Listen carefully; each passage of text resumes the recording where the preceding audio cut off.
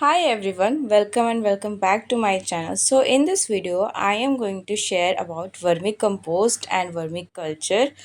So हम previous कुछ days पहले हमारी प्रैक्टिकल थी, सो हम गए थे वर्मी कंपोस्ट फील्ड पे। तो यहाँ पे कुछ चीज़ें मैंने रिकॉर्ड की थी, सो आई जस्ट थिंक कि आपके साथ शेयर किया जाए वर्मी कंपोस्टिंग करते कैसे हैं, वर्मी कंपोस्टिंग होती क्या है। सो इसकी आज डिटेल वीडियो में शेयर करने वाली हूँ। So let's start. Vermi compost means क्या होता है, जो ऑर्गेनिक मैन्योर्स होते हैं उससे हम अर्थवॉर्म की हेल्प से प्रोड्यूस करते हैं।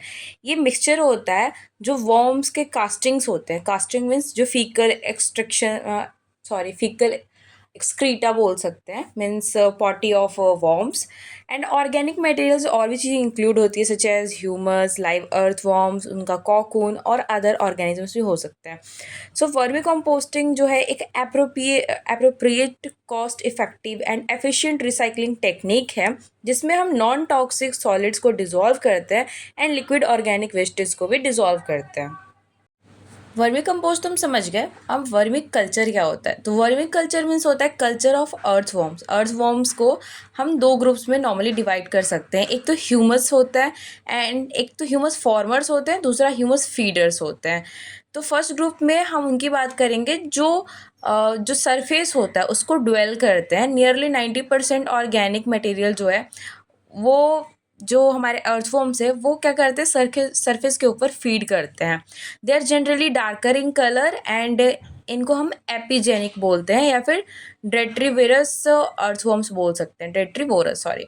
Okay, it is this worms that are generally hardness and इनको हम यूज़ करते हैं नॉर्मली वर्मी कंपोस्टिंग के लिए। सेकेंड ग्रुप जो होता है वो ह्यूमस फीडर्स का होता है, जो बरोइंग करते हैं। वो वॉर्म्स जो बरो करते हैं, मीन्स यू कैन से टनल्स फॉर्म करते हैं। एंड वे क्या करते हैं कि जो सॉइल को पोरस बनाने में हेल्प करते हैं। एंड जनरली बोरोइंग का नेचर होता है, तो ये सॉइल को मिक्स करते रहते हैं एंड डिस्ट्रीब्यूट करते हैं ह्यूमस को प्रॉपर्ली पूरे सॉइल में। तो ये क्या है, it has been prove that earthworm can degrade the organic wastage speedily and efficiently. However, to increase the efficiency of the vermicomposting, and यहाँ पे केयर भी इनको प्रॉपर करना पड़ता है। ऑर्गेनिक मैटर्स प्रॉपर होने चाहिए एंड ब्रीड भी इनका अच्छा होना चाहिए, ताकि इसमें हमें मॉइस्चर जो होता है उसे भी प्रॉपर देना पड़ता है। क्लाइमेटिक फ्लक्चुएशंस हैं उसमें एडेप्ट कर पाए, उस टाइप की ब्रीड उन्हें हमें वर्मी कंपोस्ट के लिए यूज़ करनी चाहिए। So the most beneficial feature क्या है वर्मी कंपोस्टिंग की, कि ये एलिमिनेट करते हैं एक फॉल स्मेल जो डिकेइंग होती है ऑर्गेनिक वेस्टेज के कारण। सो एक बहुत ही बेकार से स्मेल आती है, तो इस चीज़ को वो क्या करते हैं, मीन्स आपको पता चल जाएगा कि एलिमिनेट कर रहे हैं। इसके कारण से एक फुल्ली एरोबिक सिस्टम वहाँ पे क्रिएट हो जाता है। तो वर्मी कल्चर जो है वो वर्क कैसे करता है? सो अर्थवॉर्म्स जो है फीड करते हैं ऑर्गेनिक वेस्टेज पे एंड कंज्यूम करते हैं 2 से 5 बार जो उनका बॉडी वेट होता है उसके अकॉर्डिंग 2 to 5 टाइम्स वो कंज्यूम करते हैं उन ऑर्गेनिक वेस्टेज को। They use a relatively small amount of their intake for their growth and excrete are the mucus coated undigested matter और वर्मी कास्ट। तो नॉर्मली क्या होता है कि जो भी ये ऑर्गेनिक वेस्ट जो है, ऑर्गेनिक मैटर जो है, उसे वो इनटेक कर रहे हैं बस इसलिए ताकि उनमें एनर्जी जो है मेंटेन रख के ग्रोथ हो सके। और जो इनका एक्सक्रीटा होता है, जो ये अर्थवॉर्म्स की पॉटी होती है जिससे हम as a vermicompost use करते हैं, तो नॉर्मली म्यूकस से कोटेड रहता है एंड वो अनडाइजेस्टेड मैटर होते हैं, जो डाइजेस्ट नहीं हो पाते वो मैटर होते हैं, जिसे हम वर्मी कास्ट भी बोल सकते हैं। वर्मी कास्ट जो है उसमें ऑर्गेनिक मैटर्स होते हैं एंड उसमें कुछ फिजिकल और केमिकल ब्रेकडाउन्स भी होते हैं, जिसमें एक्टिविटीज़ होती है मस्कुलर गिजार्ड, जो कि आपको पता है गिजार्ड एक ऑर्गन है जिसमें कि जो भी मैटर हम कंज्यूम कर रहे हैं, जो भी इंसेक्ट्स जो है या फिर जो अर्थ हम कंज्यूम कर रहे हैं, उसको वहाँ पे ब्रेक डाउन होता है, ग्राइंड होता है।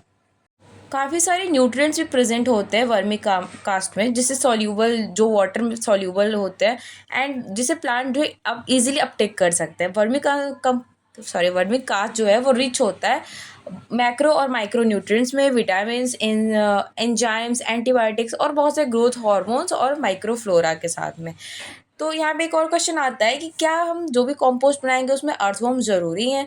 नहीं, you can make vermi compost without earthworm also, लेकिन जो हम वर्मी कंपोस्ट बना रहे हैं एंड जिनमें हमें बिल्कुल सुपीरियर टाइप के कंपोनेंट्स, न्यूट्रिएंट्स चाहिए, तो उसके लिए हम अर्थवॉर्म की नीड पड़ती है।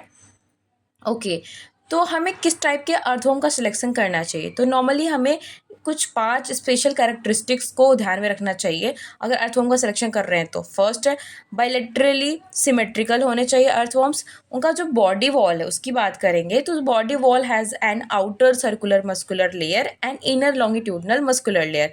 फिर है काइटिनियस सीटा होने चाहिए एंड यूक्लियोमेट होने चाहिए, close circulatory system, complete digestive system होना चाहिए, रिस्पायरेटरी जो रिस्पायरेशन वो करते हैं स्किन के थ्रू करते हैं, मॉइस्ट स्किन से करते हैं तो पता होना चाहिए। एंड एक्सक्रीटरी सिस्टम जो है उनका नॉर्मली नेफ्रीडिया होती है। अर्थवॉर्म्स के बारे में हम बहुत पहले से जानते हैं एंड मेरे को जहाँ तक पता है 20 मिलियन ईयर्स से पहले से जो अर्थवॉर्म से प्रेजेंट है एंड अर्थवॉर्म्स को फार्मर्स का फ्रेंड भी बोला जाता है। तो अगर हम बात करते हैं इसके डाइजेशन के बारे में प्रॉपरली, तो आफ्टर डाइजेशन जो अनडाइजेस्टेड मटेरियल होता है वो एलिमेंट्री कैनल के थ्रू, अर्थवॉर्म्स के एलिमेंट्री कैनल के थ्रू बाहर आते हैं। एक थिन लेयर होती है, ऑयल डिपोजिटेड रहती है उन कास्टिंग्स पे।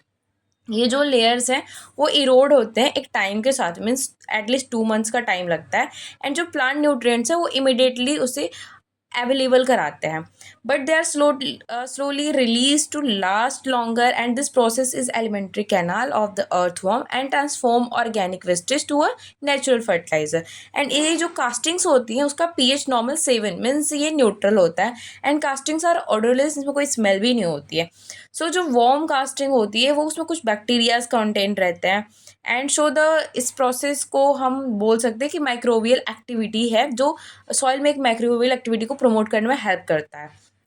यहाँ पे और एक टर्म आता है जिसे वर्मी कंपोस्टिंग या वर्मी कन्वर्जन भी कहते हैं। तो ये जो प्रोसेस है उसमें क्या होता है कि ऑर्गेनिक जो डिब्रीज हैं उसे कन्वर्ट किया जाता है या टर्न किया जाता है वॉर्म कास्टिंग्स में एंड जो कास्टिंग्स है वो high amount of nitrogen, potassium, phosphorus, calcium, magnesium and in सारी चीज़ें इसमें मिक्स होती है एंड 5 टाइम्स जो नाइट्रोजन है वो ज़्यादा अवेलेबल होता है, 7 टाइम्स इसमें पोटाश रहता है एंड 1/3 टाइम्स ज़्यादा कैल्शियम मिलता है जो टॉप सॉइल होता है उनके ऊपर। एंड एडिशनल बेनिफिट्स भी कई सारे हैं, सच एज एरेशन में हेल्प करेगा, पोरोसिटी इंप्रूव करेगा, structure, drainage, moisture holding capacities 9 times improve कर देता है एंड जो कंटेंट होता है अर्थवॉर्म कास्टिंग में along with the natural tillage by the worms borrowing action होती है, इन्हेंस करता है परमेबिलिटी को, वाटर की जो परमेबिलिटी होती है सॉइल में इसे भी इन्हांस करने में हेल्प करता है। और जो वर्मी कंपोस्ट उसकी प्रिपरेशन के लिए हमें कुछ बायोडिग्रेडेबल वेस्टेज की ज़रूरत होती है। सो फर्स्ट है क्रॉप रेजिड्यूज, देन है weed biomass, vegetative wastage, vegetable wastage you can say, leaf litters, hotel and hostel refuse and waste from the agro industries. Biodegradable portion चाहिए होता है अर्बन या रूरल वेस्टेज का। हमें suitable earthworms को select करना होता है, सच एज एशिनिया फेटिडा जो है मोस्ट गुड बोल सकते हैं, सबसे ज़्यादा अच्छा माना जाता है अगर इसको यूज़ करते हैं तो। ऑर्गेनिक फार्मिंग को भी प्रमोट करता है। So thanks for watching, love you all, bye bye.